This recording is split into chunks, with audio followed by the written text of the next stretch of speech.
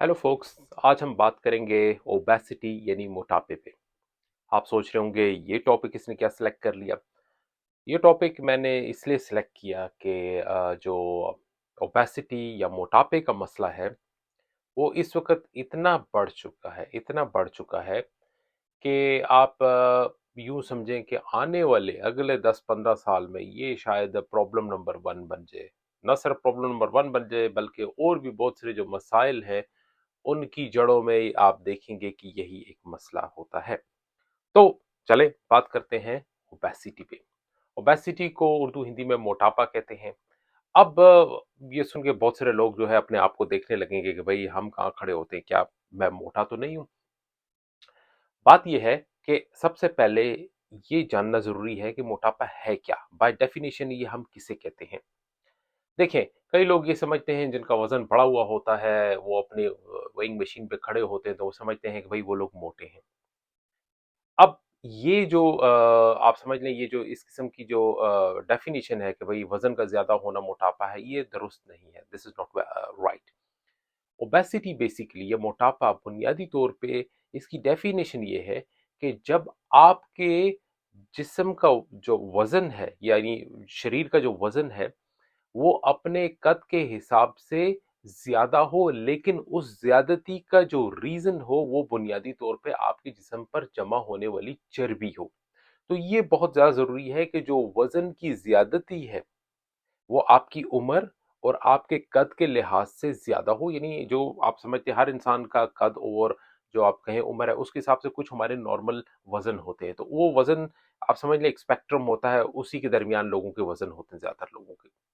लेकिन फर्ज करें उस कद और उस उम्र के लिहाज से अगर आपका वजन ज्यादा है और इसलिए मैं कह रहा हूं कि ये बहुत ज्यादा जरूरी है, और ये वजन ज्यादा होना जो है वो बुनियादी तौर पे चर्बी की ज्यादती से, यानी आपके जिस्म पर चर्बी जमा है, तो तब उसको मोटापा कहा जाएगा, तब उसको ओबेसिटी कहा जाएगा। अगर वो वजन ज्यादा है लेकिन चर्बी ज्यादा नहीं है तो उसको आप ओबेसिटी नहीं कह सकते। ये मैं क्यों कह रहा हूं, क्योंकि बहुत सारे ऐसी एथनिसिटीज हैं दुनिया में, आप देखेंगे बहुत सारी कौमें ऐसी हैं जिनके जिस्म, जिनके शरीर जो है वो काफी बड़े होते हैं। आप देखिए उनके जो स्केलेटल मास है वो काफी बड़ा होता है, तो उनका वजन ज्यादा होता है, लेकिन वो वजन ज्यादा होने की वजह बुनियादी तौर पे ये है कि उनका जो स्केलेटल है वो काफी हैवी होता है। उनका जो स्केलेटन, आप समझ लें हड्डियां हैं, उनका वजन बहुत ज्यादा होता है। क्यों? क्योंकि शरीर बहुत बड़े होते हैं और वो जेनेटिकली तौर पे ऐसे होते हैं, क्योंकि उनको बनाया ही जो कुदरत नेचर है वो इस तरह का है। तो दैट इज नॉट ओबेसिटी।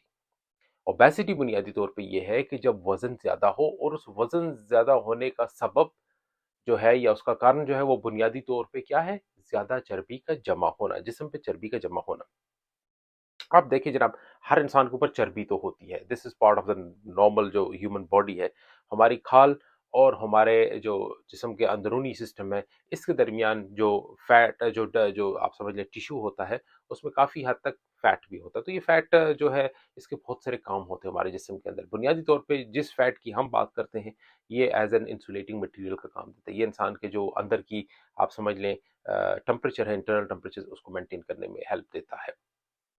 अच्छा जनाब, तो बात करते हैं आखिर ये होता क्यों। पहले इसके जो है वो एटियोलॉजी या इसके कॉजेज जानने की कोशिश करते हैं। देखिए जनाब, मोटापा पिछले 20-30 साल में काफ़ी ज़्यादा बढ़ गया है। इस वक़्त अगर मैं आपको इदाद-ओ-शुमार या स्टैटिस्टिक्स पेश करूँ, तो दुनिया में तकरीबन 10% पॉपुलेशन, 10% ओवरऑल इस वक़्त दुनिया में जितने लोग भी हैं, 8-9 अरब बिलियन पीपल, उनमें से 10% जो है वो मोटापे का शिकार है। यानी उनका वज़न ज़्यादा है और वज़न ज़्यादती का जो कारण है वो है बेसिकली कि उनके जिस्म पे चर्बी बहुत ज़्यादा है। कई जो ममालिक हैं जिनको हम खुशहाल ममालिक कहते हैं, डेवलप वर्ल्ड, उसके अंदर तो ये तकरीबन 30% तक जो है, 20 से 30% तक ये मसला मौजूद है। इसका मतलब कहने का ये है कि अगर हर 100 लोग आप देखें किसी भी जगह पर, तो उनमें से तकरीबन 20 से 30 जो है वो इस बीमारी यानी मोटापे का शिकार होंगे। बच्चों में भी अगर हम देखें तो यहाँ यूके में तकरीबन 1 इन 5, हर पांचवा बच्चा जो है वो मोटापे का शिकार है। तो ये मसला जो है वो एक आलमी मसला है, ये बहुत ज्यादा फैल चुका है। अब बात करते हैं आखिर ये क्यों ज्यादा बढ़ा। पहला जो इसका सबसे बड़ा सबब है आजकल वो है बुनियादी तौर पे लाइफस्टाइल। आप समझ जाइए जो बुरी आदत है या लाइफस्टाइल जिस तरह लोगों का बन गया है, वो इसका सबसे बड़ा रीजन है, इसका सबसे बड़ा कारण है। तो अब वो क्या लाइफ़स्टाइल है बुनियादी तौर पे? आपने देखा होगा आजकल हर घर में गाड़ी मौजूद है, तो लोग जो है थोड़ा-सा भी अगर उनको कहीं ट्रैवल करना हो जहाँ पे यानी पुराने ज़माने में 1 किलोमीटर, 2 किलोमीटर, 3 किलोमीटर तक तो लोग वैसे ही पैदल चला करते थे, ये नॉर्मल सी बात होती थी। आजकल तो आपके 2 कदम का फ़ासला होता है, लोग गाड़ी में बैठ के जाते हैं। तो नंबर 1 जो इंसान की आप समझ लें ऐसी वो तमाम एक्टिविटी जिसमें इंसान की एनर्जी खर्च होती थी, वो हमने लिमिट कर दी, वो महदूद कर दी गई है। तो नंबर 1 सेडेंटरी लाइफ़स्टाइल यानी सारा दिन दफ़्तर में बैठे रहना, हरकत का ना होना, एक्सरसाइज़ का ना करना, ज़रा-ज़रा सी जगह जो है ट्रैवल है, उसको भी गाड़ी या बस या ट्रेन पर करना, तो आपकी हरकत जो है मूवमेंट जो है वो लिमिट हो जाती है और ये मूवमेंट बहुत बड़ा एक रीज़न है जिसमें आप अपनी एनर्जी जो आप खाई जा रहे होते हैं सारा दिन उसको आप स्पेंड करते हैं। तो एक तो वो महदूद हो गई। दूसरा उसके साथ ही जो है वो खुराक अगर आप देखें, डाइटरी हैबिट्स जो है, आजकल लोगों के पास टाइम नहीं होता तो वो हेल्दी हैबिट्स जो है वो काफ़ी हद तक कम हो गई हैं। लोग ये गंद बला खाते हैं, बर्गर्स हो गए, चिप्स हो गए, इस किस्म के जो तेल या घी में बनी हुई अशिया जो हैं, उनका इस्तेमाल बहुत ज़्यादा होता है। या ऐसी चीज़ें खाई जाती हैं जिनमें फैट की डिस्ट्रीब्यूशन ज़्यादा होती है, तो वो तमाम जो है एक तो वो आपके जिस्म के अंदर जाता जाए, ऊपर से आपकी सेडेंटरी लाइफ़स्टाइल हो जिसको आप उसको स्पेंड भी ना कर सकें, उसको आप खर्च भी ना कर सकें, तो वो अल्टीमेटली आपके जिस्म में चर्बी की फ़ॉर्म में जमा हो जाता है। तो पहला सबसे बड़ा सबब जो है वो है ये सेडेंटरी लाइफ़स्टाइल। लाइफ़स्टाइल आप या कह लें जो आप कह रहे हैं ना जो इस किस्म के आजकल के सुस्त किस्म के लाइफ़स्टाइल है, तो वो इसका सबसे बड़ा रीज़न है। दूसरा रीज़न होता है जेनेटिक्स। कई लोगों में आप देखेंगे तो एज़ अ फैमिली उनके अंदर मोटापे की टेंडेंसीज़ होती हैं। अगर आप देखें एक बच्चा मोटा है तो उसकी माँ भी मोटी है, उसका बाप भी मोटा है, उसका दादा भी मोटा था। तो कई दफ़ा ऐसा होता है कि ये जनरेशन इनटू जनरेशन जो है आपके जीन्स जब ट्रांसफ़र होते हैं, तो कई ऐसे जीन्स होते हैं जो कि आपके जिस्म के अंदर जो फैट का मेटाबॉलिज़्म होता है, जो फैट को तोड़ना-फोड़ना और बनाने का जो तरीक़ेकार होता है, उस पर असरअंदाज़ होते हैं। तो ऐसे आप समझ लें एंजाइम्स होते हैं, ऐसे स्टेप्स होते हैं जो कि इधर-उधर की आपकी जो खुराक यानी जो कार्बोहाइड्रेट्स हैं उसको भी कन्वर्ट करने लगते हैं बड़ी तेज़ी से फैट के अंदर। तो ऐसे लोगों के अंदर ख़ास किस्म के रिसेप्टर या ख़ास किस्म के जीन ज़्यादा होते हैं जो कि आप समझ लें फैट्स के लिए बहुत ज़्यादा एफिनिटी रखते हैं और अगर वो थोड़ा-सा भी फैट्स है तो उसको बहुत तेज़ी से वो जमा करके उनके जिस्म में जमा कर देते हैं। दिस इज़ जेनेटिक आप समझ लें रीज़न्स फॉर ओबेसिटी यानी जो मोटापा है उसके लिए जिनियाती या मौरूसी जिसमें आप खानदान अगर आप देखें तो वो एक सिलसिला चला आ रहा होता है। तीसरा है जनाब आली आपके एनवायरनमेंटल फैक्टर्स जो हैं। अब एनवायरनमेंटल फैक्टर्स में बहुत सारी चीज़ें आ जाती हैं, ये आप समझ लें कि एक तरीके का सम अप हो जाता है। आप किस किस्म के मुआशरे में रहते हैं, आपके ऊपर किस किस्म का सोशल दबाव है। मिसाल के तौर पे अगर आप कहीं ऐसी जगह पे हैं जहाँ पे लोग इस किस्म की क्या कहते हैं, हरकत ज़्यादा नहीं करते, खाना उनका स्टाइल इस किस्म का है कि वो ज़्यादातर ये जो फास्ट फूड है उस पे जाते। तो अगर आप उस किस्म की आप सोसाइटी में रहते हैं तो जल्द या बदेर आप उससे मुतासिर होते हैं और आप जो है वो उसी किस्म की आदत का शिकार हो जाते हैं। Ultimately that can tend to cause obesity. इसके अलावा कई ऐसे माशरे होंगे जहाँ पे लेट्स से बारिशें बहुत ज़्यादा होती होंगी या बाहर निकलना इंसान का बहुत कम होगा, तो आप महदूद होते हैं साल के काफ़ी अरसे तक। मिसाल के तौर पे आप बिल्कुल देख लें, कई ऐसे बहुत ठंडे इलाके जहाँ जहाँ पे हर वक़्त साल के काफ़ी अरसा बर्फ़ होती रहती है, तो लोगों को काफ़ी हद तक महदूद हो जाती है उनकी एक्टिविटीज़। तो अगर उसके साथ उनका खाना-पीना भी कुछ इस किस्म का हो, जिसमें चर्बी और उसका ज़्यादा इस्तेमाल हो, तो आप देखेंगे कि उनमें भी मोटापे का जो है वो इम्कानात ज़्यादा हो जाते हैं और वो मोटापे का शिकार हो जाते हैं। अब चौथा जो इसका कारण है, चौथा जो बड़ा ग्रुप है, वो बीमारियाँ हैं। अब ये रिलेटिवली कम है, मतलब बीमारियों की वजह से मोटापा होना होता है, लेकिन अगर आप रिलेटिवली देखें तो इसकी जो शरह या आप इसके कहें जो रेशियो है, वो रिलेटिवली कम है। अब चंद एक ऐसी बीमारियाँ हैं जो कि आपको मोटापे का शिकार कर सकती हैं। इनमें ज़्यादातर जो होती हैं वो हार्मोनल इम्बैलेंसेस होती हैं, ज़्यादातर हार्मोनल इम्बैलेंसेस होती हैं और आप देखेंगे कि अगर स्टैटिस्टिक्स देखें तो ज़्यादातर इसमें औरतें जो है इसका शिकार बहुत ज़्यादा होती हैं। तो जो हार्मोनल इम्बैलेंसेस हैं, वो काफ़ी हैं। चंद एक की मैं आपको नाम बताता चलूँ, अगर आपका थायराइड ग्लैंड है, यहाँ पे गर्दन में एक गले में ग्लैंड होता है जिसको हम थायराइड ग्लैंड बोलते हैं। अगर वो अपनी इस हार्मोन की सेक्रीशन कम करते हैं तो ऐसी कंडीशन को हम हाइपोथायराइडिज्म बोलते हैं। तो हाइपोथायराइडिज्म अगर आपका ये ग्लैंड थायराइड ग्लैंड सही काम नहीं कर रहा है और वो अपना हार्मोन कम बना रहा है तो उसको हाइपोथायराइडिज्म कहेंगे और हाइपोथायराइडिज्म अगर काफ़ी अरसे तक हो तो उसमें फिर ये होता है कि मेटाबॉलिज्म स्लो हो जाता है। चर्बी का जो आप समझ लें ब्रेक डाउन है वो कम हो जाता है और आपका जिस्म वक़्तन आहिस्ता-आहिस्ता जो है वो मोटा होना शुरू हो जाता है। दूसरा जो प्रॉब्लम है वो देखें तो वो है गुर्दों के ऊपर एक ग्लैंड्स होते हैं एड्रिनल ग्लैंड्स।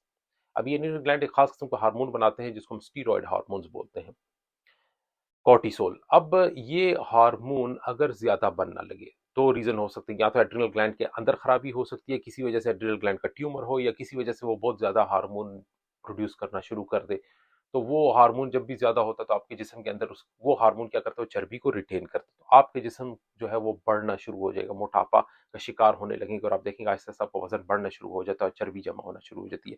या बाज़ औक़ात ये होता है कि उस एड्रिनल ग्लैंड में तो मसला नहीं होता है, लेकिन उस एड्रिनल ग्लैंड के ऊपर एक मास्टर ग्लैंड होता है जिसको हम पिट्यूटरी ग्लैंड कहते हैं। अब ये ग्लैंड दिमाग के अंदर उसकी जो दिमाग की आप समझ लें बेस है उस पे मौजूद होता है। कभी-कभी वो बहुत ज़्यादा हार्मोन सेक्रीट करने लगता है। तो अगर उसके ज़्यादा हार्मोन है, उसमें एक एसीटीएच हार्मोन है, तो वो जाके इन एड्रिनल ग्लैंड्स को मैसेज देते हैं और एड्रिनल ग्लैंड ज़्यादा जो है वो कॉर्टिसोल प्रोड्यूस करते हैं और नतीजा यही होता है कि आप जो है वो मोटापे का शिकार होने लगते हैं। तो पिट्यूटरी ग्लैंड्स के प्रॉब्लम हो गए, एड्रिनल ग्लैंड्स के प्रॉब्लम हो गए, थायराइड ग्लैंड्स के प्रॉब्लम हो गए।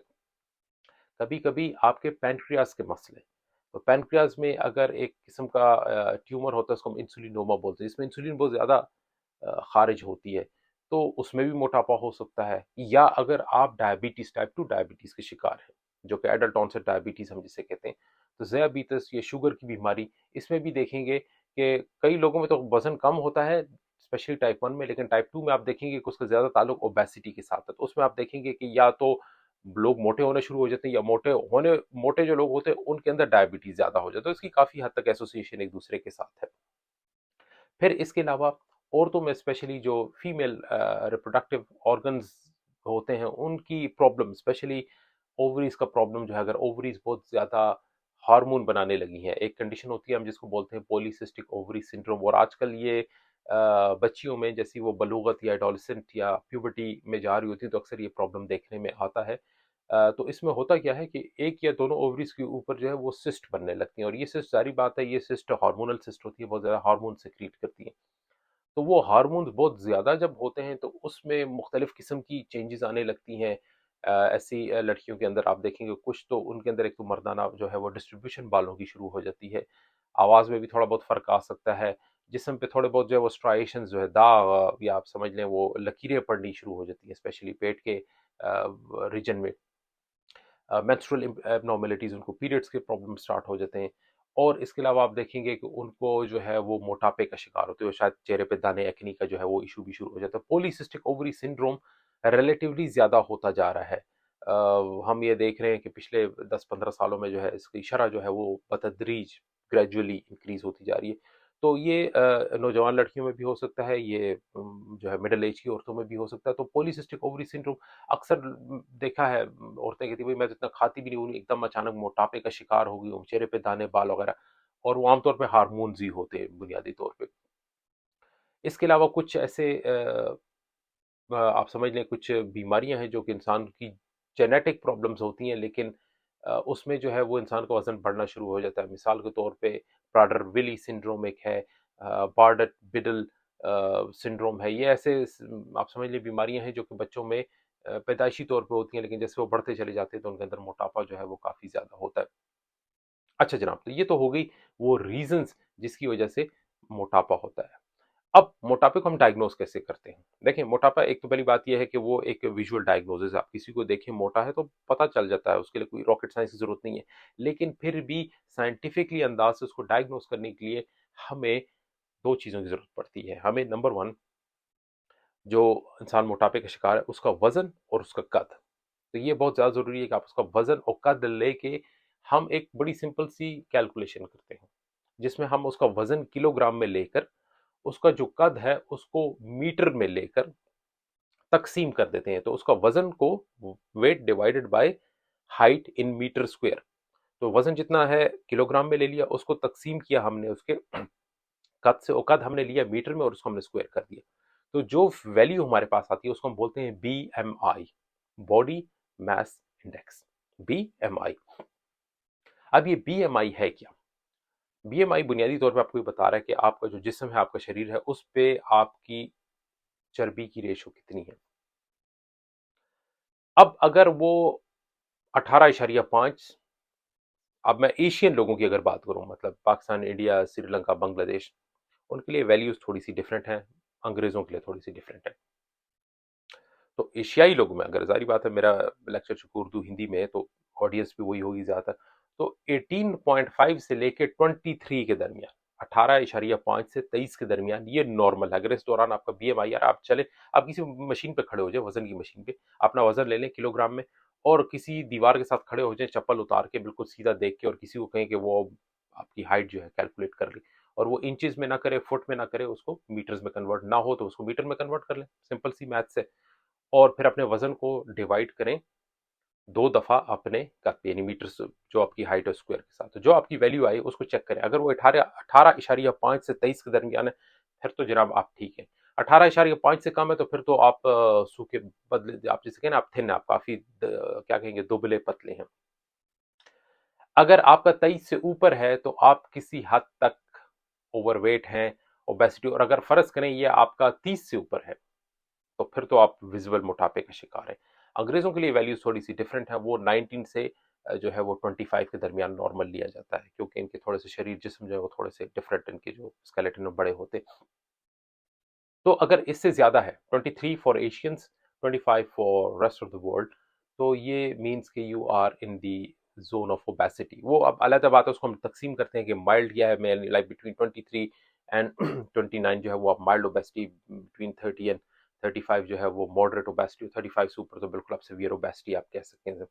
तो वो उसकी ग्रेडिंग की जाती है उसके मुताबिक जो है। लेकिन मैंने आपको कहा जैसे 23 से अगर आप ऊपर हैं या 25 से ऊपर है, तो इसका मतलब ये है कि चर्बी का जो तनासब आपके जिस्म के ऊपर वो ज़्यादा है। इसके अलावा अगर ये नहीं कर सकते तो सिंपल एक वो जो फीता मेजरिंग टेप होती है, उससे अगर आप मेजर करें। मर्दों के लिए 40, अगर आपकी कमर का साइज़ जहाँ पे आप बेल्ट बाँधते हैं, वो 40 इंच या उससे ज़्यादा है, तो आप मोटापे का शिकार हैं। औरतों के लिए 35, अगर आप 35 से आपकी वेस्ट ज़्यादा है, तो आप मोटापे का शिकार हैं। तो ये तो सिंपल तरीके। इसके अलावा कुछ और मेथड्स भी हैं, लेकिन जो आदमी भी मोटापे का शिकार हो, वो फिर दूसरी बात ये है कि अगर वो मोटापे का शिकार है तो क्यों है? तो ज़ाहिर बात है, उसमें एज़ अ डॉक्टर हम बंदे से पूरी हिस्ट्री लेते हैं कि क्या उसकी फैमिली में ऐसी टेंडेंसीज़ है, क्या उसके पीछे जेनेटिक रीज़न्स हैं। हम उसके लाइफ़स्टाइल के बारे में पूछते हैं कि क्या उसका लाइफ़स्टाइल इस किस्म का है जिसकी वज़ह से हो। हम अगर ये तमाम चीज़ें ठीक हों तो फिर हम देखते हैं कि क्या कोई ऐसी अलामात तो नहीं है जैसे किसी बीमारी का शक मिलता हो। मिसाल के तौर पर कुछ ऐसी अलामात तो नहीं है जिसकी वजह से हम समझें कि वो जो है वो मोटापा उस वजह से हो रहा है। फॉर एग्जांपल उसमें हाइपोथायरायडिज़्म की अलामात तो नहीं है, उसमें क्या कुशिंग सिंड्रोम की अलामात तो नहीं है, उसमें क्या कोई पिट्यूटरी ओवर एक्टिविटी की अलामात तो नहीं है। तो उसके लिए एक आप जो है बड़ा डिटेल एग्ज़ामिनेशन करना पड़ता है। इसके अलावा चंद एक टेस्ट भी होते हैं। मिसाल के तौर पे अगर आप सस्पेक्ट कर रहे हैं कि इसको डायबिटीज़ है, तो आप उसका जो है वो फास्टिंग ब्लड शुगर कर सकते हैं या उसका HbA1c लेवल कर सकते हैं। अगर आप समझते हैं कि उसमें थायराइड का प्रॉब्लम हो तो हम उसके जो है थायराइड हार्मोन लेवल्स चेक कर सकते हैं। अगर आप समझते हैं कि उसके एड्रिनल ग्लैंड्स में मसला हो तो कॉर्टिसोल लेवल्स चेक किए जा सकते हैं या उसका स्कैन किया जा सकता है एड्रिनल ग्लैंड्स का। तो मुख्तलिफ़ किस्म के टेस्ट होते हैं जो कि डिपेंड करता है कि आप क्या सस्पेक्ट कर रहे हैं, उस हिसाब से करके।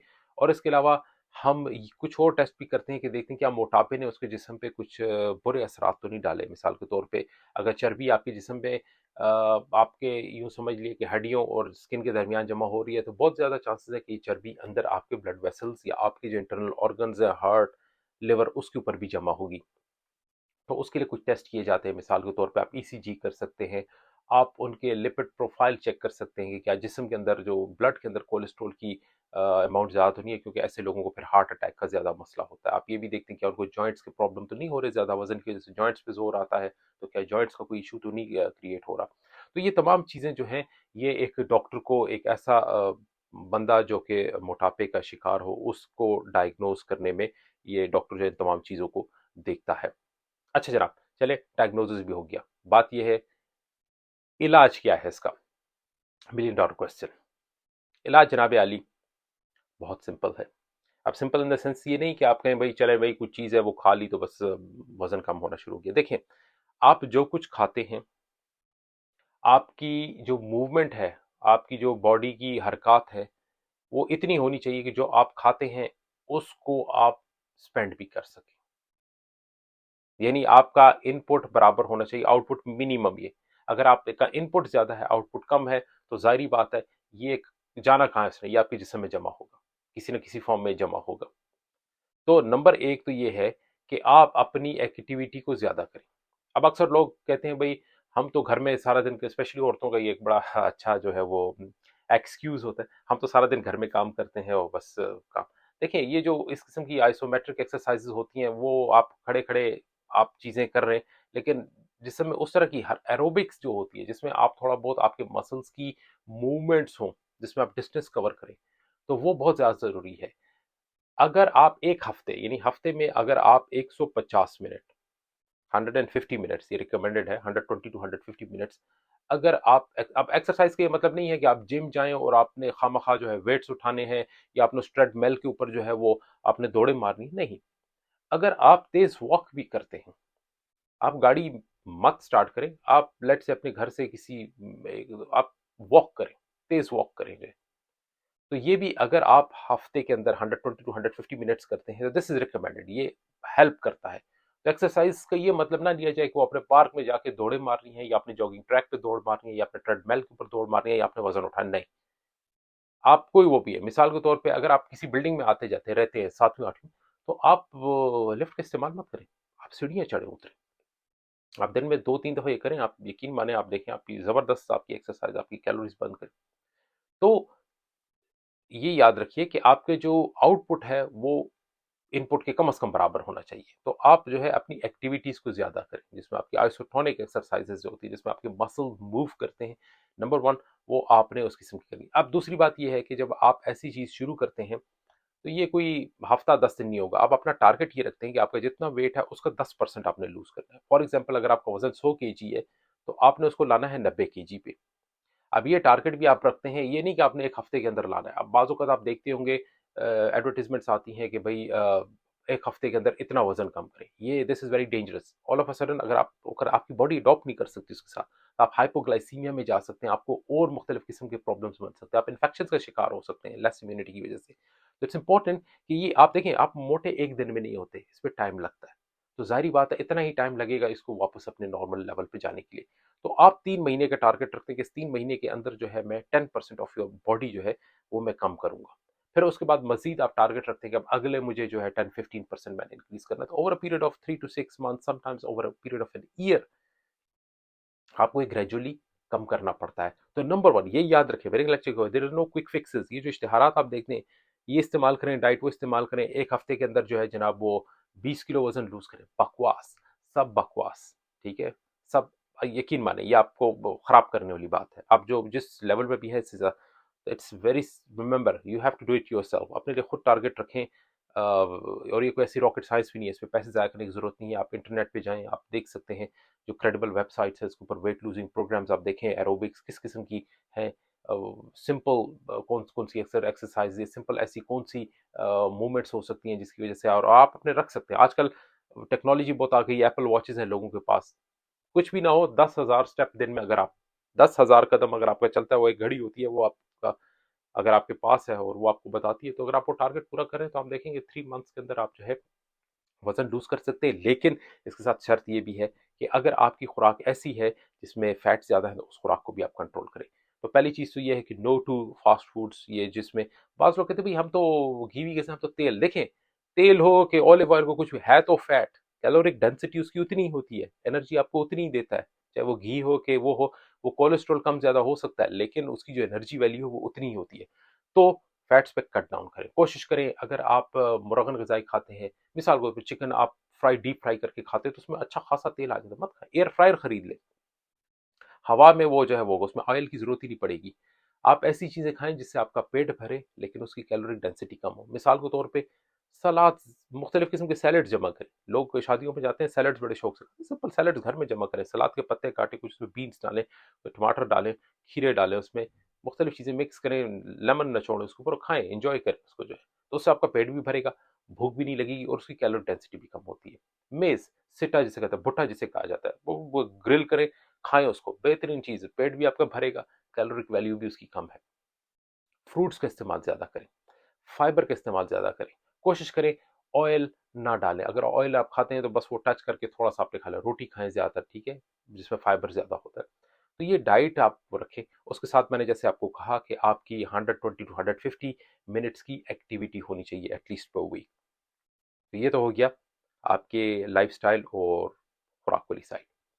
अगर ये चीज़ें काम करती हैं वेल एंड गुड, ना हो तो फिर हम आते हैं मेडिकेशंस की, medical treatment, drug treatment. Drug treatment मुख्तलिफ ट्रीटमेंट्स हैं। यहाँ यूके में हम यूज़ करते हैं एक ड्रग है जिसे ऑर्ली स्टैट बोलते हैं, ऑर्ली स्टैट। ऑर्ली स्टैट जो है वो एक ऐसी दवाई है जो आप खाते हैं तो आपकी खुराक में जो चर्बी होती है उस चर्बी को हजम नहीं होने देता, वो चर्बी को रोके रखता है कि वो आपके आंतों में ही रहे, खून में ना जाए। तो वो आप चर्बी जो है वो आपके जिस्म से पखाने या पॉटी के रास्ते निकल जाती है। लेकिन उसका थोड़ा साइड इफेक्ट ये होता है कि चूंकि आपकी चर्बी एब्जॉर्ब नहीं हो रही तो आपको पेट में मरोड़ उठ सकते हैं, गैस बहुत ज़्यादा बनती है, जो स्टूल्स होते हैं बड़े ऑयली होते हैं, फैटी किस्म के होते हैं, वो थोड़ा सा मैसी होता है। तो ऑर्लिस्टेट हाँ, अगर लोग वो कर सकते हैं तो, लेकिन वो डॉक्टर के मशवरे पे इस्तेमाल करनी चाहिए। इसके अलावा कुछ और मेडिकेशंस हैं। मिसाल के तौर पे फेंटरमीन और टोपिरामेट, ये 2 मेडिसिन्स का कॉम्बिनेशन है और ये जो है मोटापे में इस्तेमाल किया जाता है और ये 2 मेडिसिन्स की कॉम्बिनेशन है।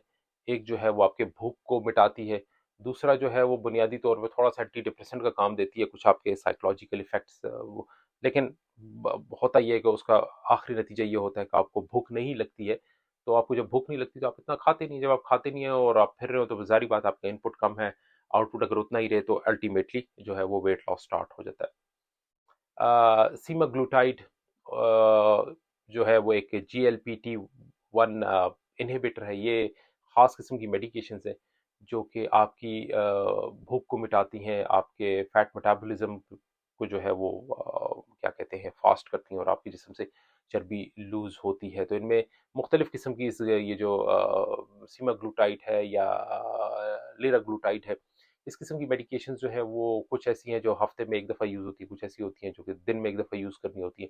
लेकिन ये तमाम अद्वियात जो है वो डॉक्टर के मशवरे से इस्तेमाल करनी चाहिए क्योंकि इनके कुछ साइड इफ़ेक्ट्स भी होते हैं। अच्छा जनाब, अगर ये सब चीज़ें काम नहीं कर रही तो फिर तीसरा ऑप्शन क्या है? तीसरा ऑप्शन सर्जरी है।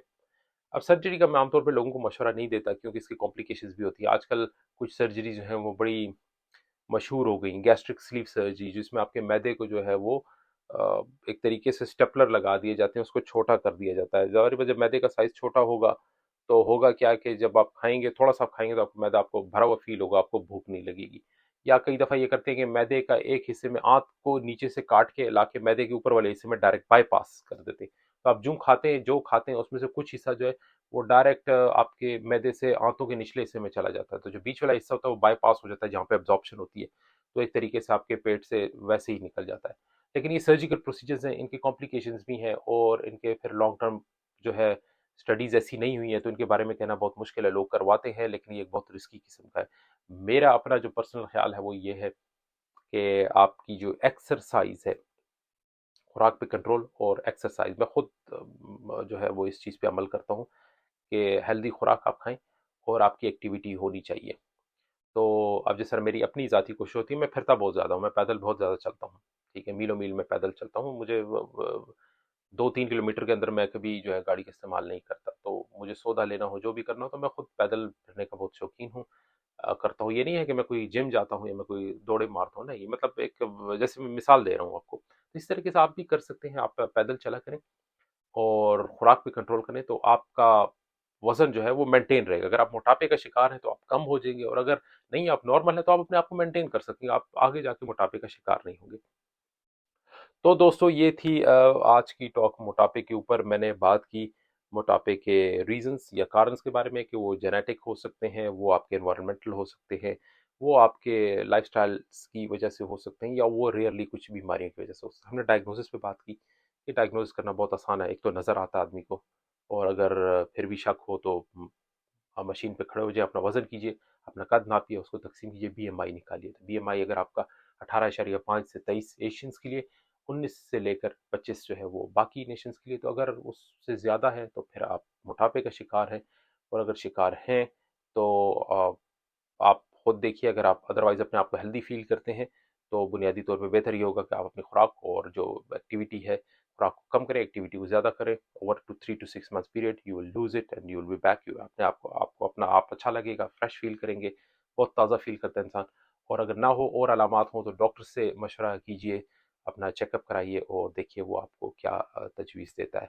तो उम्मीद करता हूँ आपको ये लेक्चर पसंद आया होगा। इसके बावजूद अगर आपके कोई क्वेश्चंस हों आपके कुछ चीज़ आपको समझ ना आई हो तो अपना सवाल जो है कमेंट सेक्शन में डालिए।